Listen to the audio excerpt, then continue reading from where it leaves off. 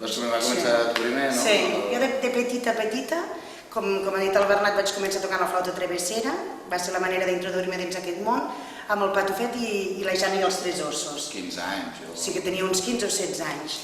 Després ja va aparèixer el Gulliver, al País de Lilliput, que cap als 18 anys, llavors ja em vaig pagar tota la carrera, tots els meus estudis gràcies al Gulliver, on vam anar a tots els festivals, a campanyes escolars, a diferents teatres de Catalunya i Espanya.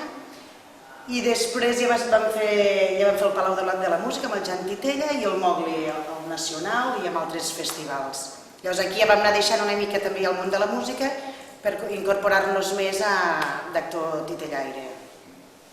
Jo vaig formar part del primer espectacle, va ser el Till d'Oliva Espill, després ja va venir els Follets del Sabater, també amb 16 anys o així, també.